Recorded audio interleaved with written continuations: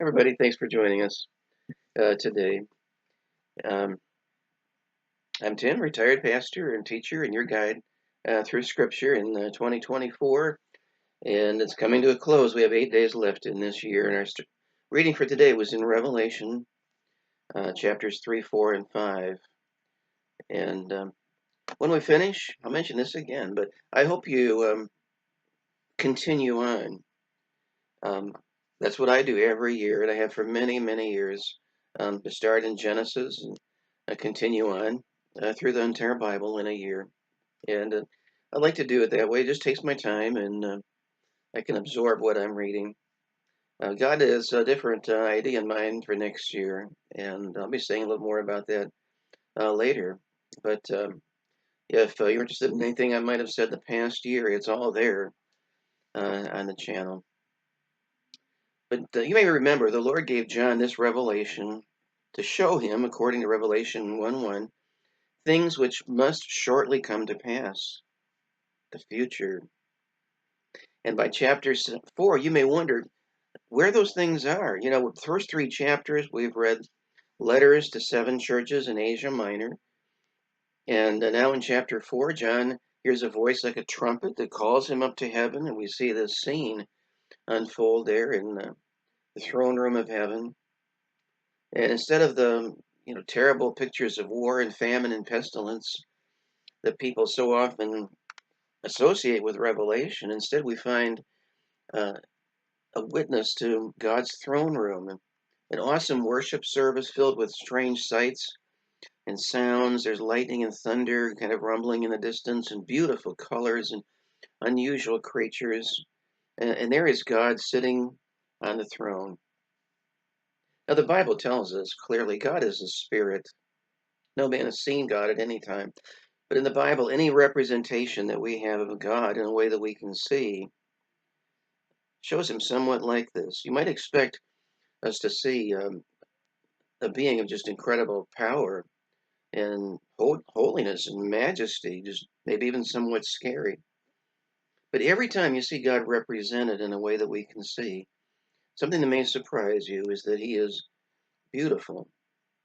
He's always described as a being of just incredible beauty, like we see him here in Revelation. Um, John describes him as something similar to gemstones, a jasper and a sardine stones. From what I've studied, it seems to me like the jury is still out on what exactly the ancient people thought of as a jasper. Could be a quartz or a diamond, something like that. The sardine stone was always a red gem. And so we see these colors, maybe translucent, white and red.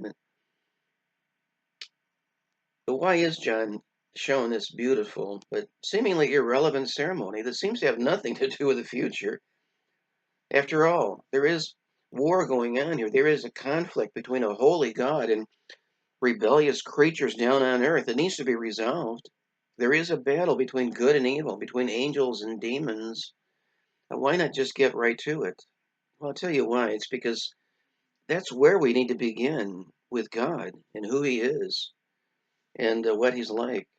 There are some unusual creatures in this room, no doubt about it, and some are comforting, like the 24 elders in white garments and crowns. They represent the redeemed before the throne. Glad they're there. God is worshipped by everyone in heaven and on earth, not because they have to, but because He is worthy. Everything is voluntary and spontaneous. There is excitement and there is joy. And there is also a sense of power here that can't be resisted, a sense of wonder and assurance that if this is what God is like, His enemies are in trouble. And what follows in chapters 6 to 18 as we look at the Great Tribulation can be somewhat frightening and overwhelming. But we need to start with the understanding that God is bigger than anything the world can throw at him or us. He occupies higher ground. Nothing can stand against his power. Jesus taught his disciples in John 16:33, "These things I've spoken unto you, that in me you might have peace. In the world you shall have tribulation, but be of good cheer. I've overcome the world." He's talking about the tribulation of Christians experience right now, and they have through the years. But we have a Lord who overcomes anything that's in this world. That's what Revelation is telling us as we read through it. Facing a world that has rejected him, Christ overcomes. So don't think this is just a book about people suffering, islands being cast into the sea, massive hailstones, locusts.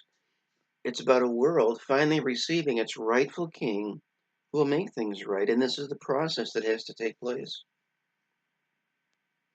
You know, with someone as wonderful as God is, as he's described here in chapters 4 and 5, there really is no other possibility, is there? He wins. And we can be grateful for that as we continue our journey through this book.